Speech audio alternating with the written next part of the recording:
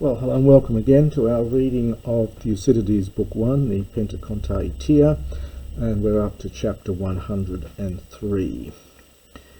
Hoide en ithome decatoi ete.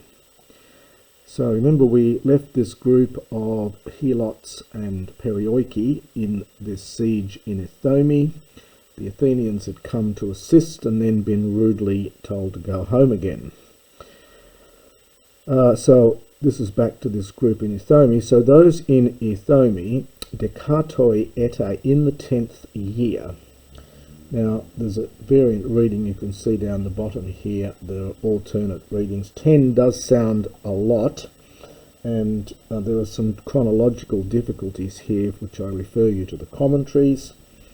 Possibly 4 seems a little bit, is a long time anyway, but possibly a bit more reasonable. So those in Ithome in the 10th or perhaps 4th year, hos uketi udanonto ant ekain, since they were no longer able ant ekain to hold out, to resist, xun ebesan prostus lacedaemonius hoi ex iasin ek Peloponnesu hupos spondoi kai me poti epibeson tai autes. They came to an agreement with, this is one of the many uses of sumbino, so they came to an agreement with the Spartans, with the Lacedaemonians. Hoi is another very common idiom, on the condition that, with the antecedent suppressed as usual. So on the condition that hup ospondoi, under a truce, they, so with indemnity, they go out from the Peloponnesus, and epibasontai, from epibino, and never set foot on it. Well, understand again. And never return. So they were to leave under a truce the Peloponnesus and never to set foot on it. Ein detis halisketai, this is subjunctive here, ein for ean, and the haliskemai is used as a passive for the verb haireo, to take, and it does have passive forms, but generally in Attic you use haliskemai for the passive of that verb. So if someone might be taken, might be captured, understand he would be a doulon, a slave of the one who took him. So if someone might be captured, he would be the slave of the one who got hold of him. Ein de ti kai cresterion tois lacedaemonios puthikon pro tu ton hiketen tu dios tu ithometa af hienai. There was also ti cresterion, a certain prophecy for the Spartans, a Pythian one, that is from Delphi. Pro to, previously, just adverbial here. So there was previously a certain oracle, a certain Delphic oracle for the Spartans, which said ton hiketain aphienai, to release the suppliant from hiketes of Zeus of Ithome. Now ithometa is a Doric genitive. You get these, well, from time to time in Greek. This is actually a genitive form, ithometa. It's called a Doric genitive. So there was this prophecy to release the suppliant of Zeus of Ithome. Ex eilthon de autoi, kai paides, kai gunaikes, kai autus hoi athenaioi dexamenoi kat ekthos, ede ta lacedaemonion es naupakton kat oikisan, hein etukon, herekotes, neosti lokron ton odzolon ekonton. And they and their children and women exiled then went out, so they left, and the Athenians, having received them, kat ekthos eide tot Lacedaemonion. Well, something like in accordance with this current hatred of the Spartans, so in line with their recent dislike of the Spartans, kat oikesan, they resettled them in Naupaktos. Now you should have a look at the map there to see where Naupaktos is. If you don't know this one, it's if you go to the very north of the Peloponnesos, to one of the furthest points, and look across the water, there is Naupaktos. So it's up in the northern part of Greece, but directly opposite the Peloponnesus, which they chanced Hierekotes, this is perfect from Hiereo, having taken, so which they chance having taken possession of Neosti recently, genitive absolute, the Odzolian Locrians having it. So they took control of it from the Odzolian Locrians. There are three kinds of Locrians. There's the Odzolian Locrians, the Opuntian Locrians, and there's a third group as well, just a little bit northwest of the Opuntian Locrians. Again, have a look at a map. It's not that the area there is the area near, of course, Naupaktos. Prosikoresan dekai megares Athenaios es sumakion Lacedaemonion apostantes. Hoti autos Corinthioi periges horon polemoi kateikon. Now we get a little idiom here. The prosikoresan es sumakion, literally that they progressed into an alliance. So they came to an alliance. Now the subject here is megores, which is actually a nominative plural. It's contracted from megores with an epsilon iota. So this is a nominative plural. So the Megarians had come to an alliance with the Athenians, apostantes, having revolted from the Spartans, hoti, because the Corinthians, now we get another slight idiom here, kat ekon polemoi, which is something like engaged in a war. So the Corinthians had engaged in a war with them. Peri goes with the horon, the borders, regarding the borders of the land. Now, of course, again, you look on the map, you'll see that Megara is not that far from Corinth. It's on the way between Athens and Corinth, and it was a very important place in terms of trade. It's along that road that takes you from the Peloponnesus down into Attica towards Athens.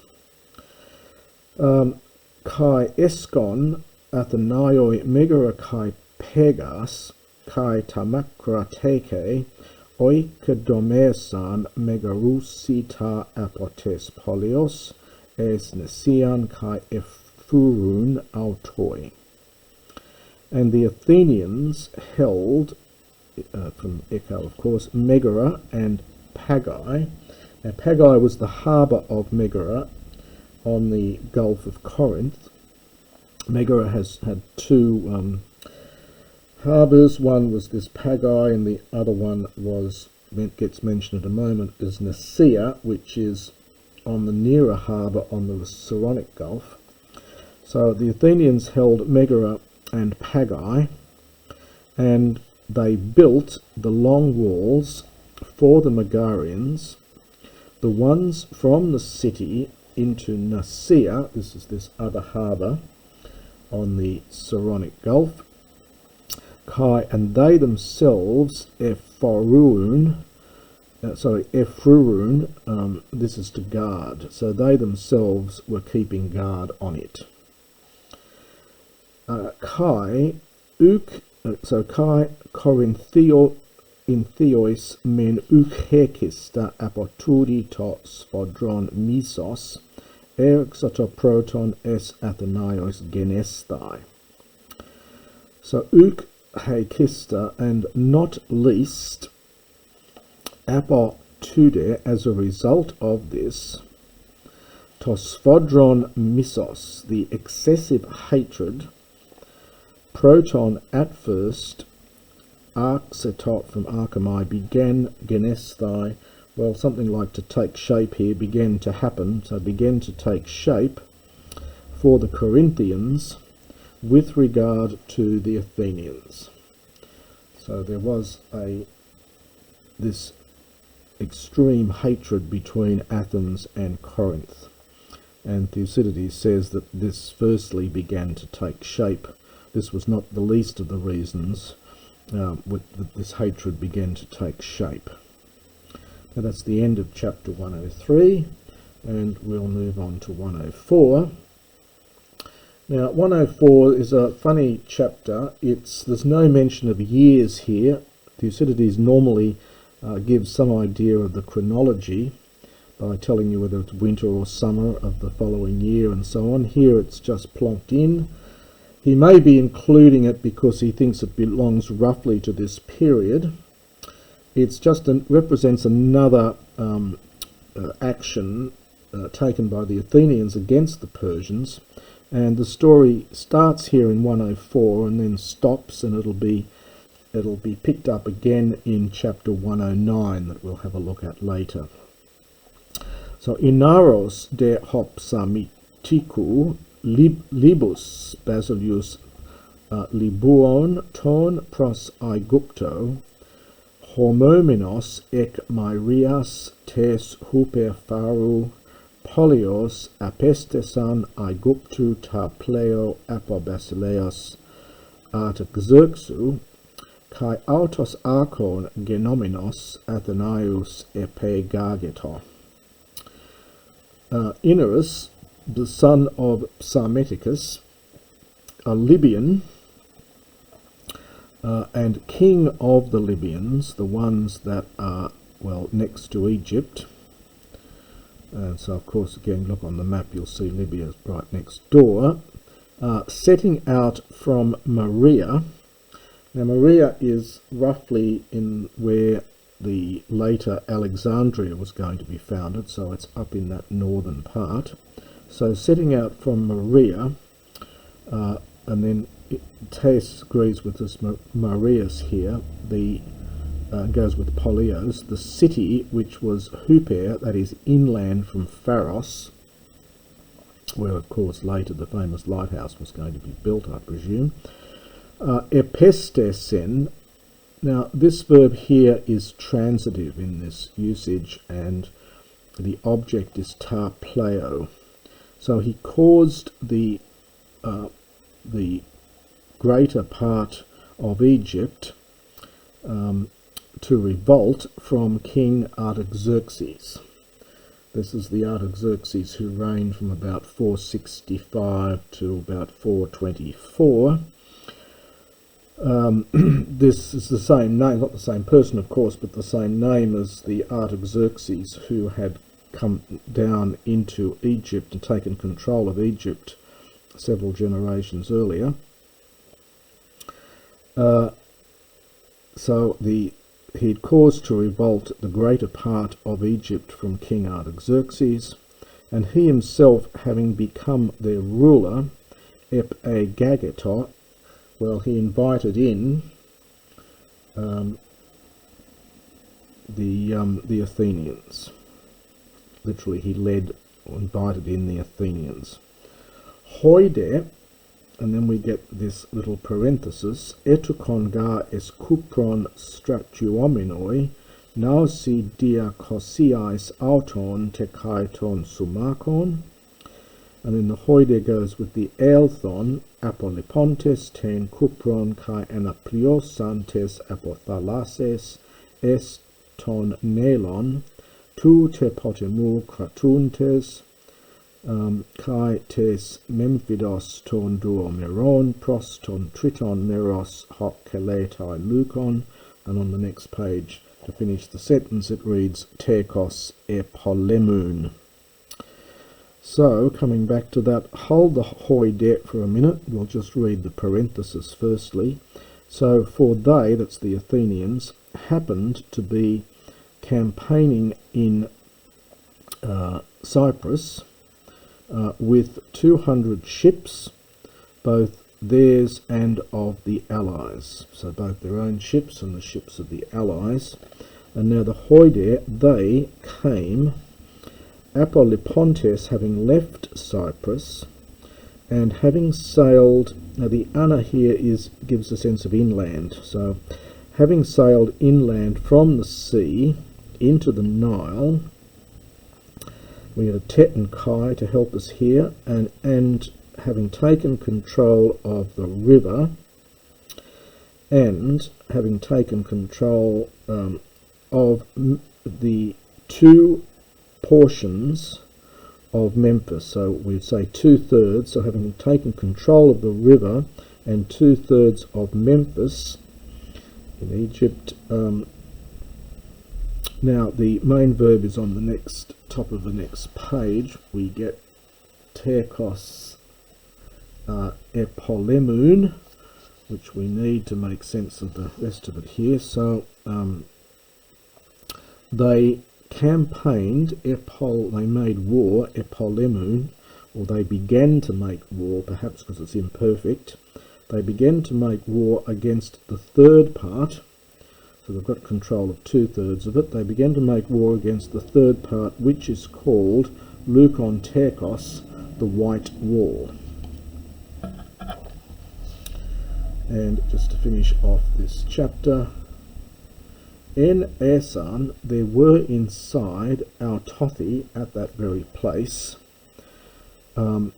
those who had fled of the Persians and the Medes, and of the Egyptians, the ones not having revolted.